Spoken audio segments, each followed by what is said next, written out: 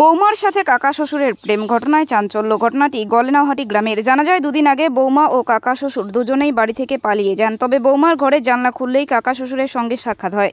চলে দীর্ঘদিন ধরে প্রেম। কথায় বলে না, প্রেম মানে না কোনো কিছু সম্পর্ক।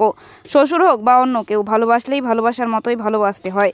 তাই ভালোবাসার প্রমাণ দিতে বৌমাকে নিয়ে পালিয়ে গেলেন কাকা শ্বশুর। এই ঘটনার সাক্ষী থাকলো গলেনাহাটি এক গৃহবধূ। শ্বশুরকে ভালোবেসে পালিয়ে গেলেন। তবে ঘটনাস্থলে গিয়ে জানা যায় দুজনেরই সন্তান রয়েছে। তাহলে কি করে নিজের সন্তানদেরকে ভুলিয়ে পালিয়ে থাকতে পারে অন্য জায়গায়? কেমন বা শ্বশুরের দায়িত্ব কর্তব্য বৌমাকে নিয়ে পালিয়ে গেলেন? এই বিষয়ে এলাকার নানান কৌতূহল শুরু হয়, নানান লোকের নানান প্রশ্ন। তবে কি শেষমেশ বউয়ের সাথে শ্বশুরের বিবাহ হবে, তা নিয়ে শুরু হয়েছে নানান জল্পনা।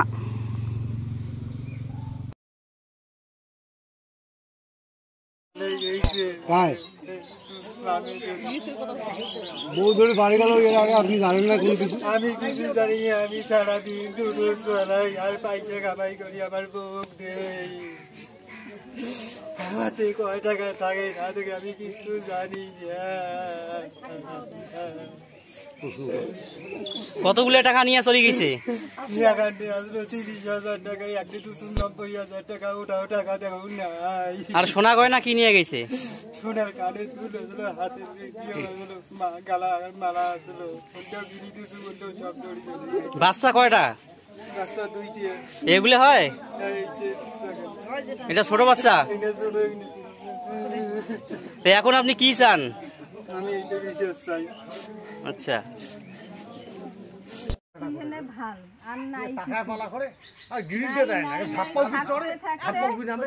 আবার বুঝি এই 1-2 বছর থেকে আবার 2 জন, এই যখন থেকে এটা বাড়ি এনেছে আবার আমার 2 জন খাবার মতন মুরগেল সব সময় চোখ দিয়ে থাক আর কয়ায় থাকো।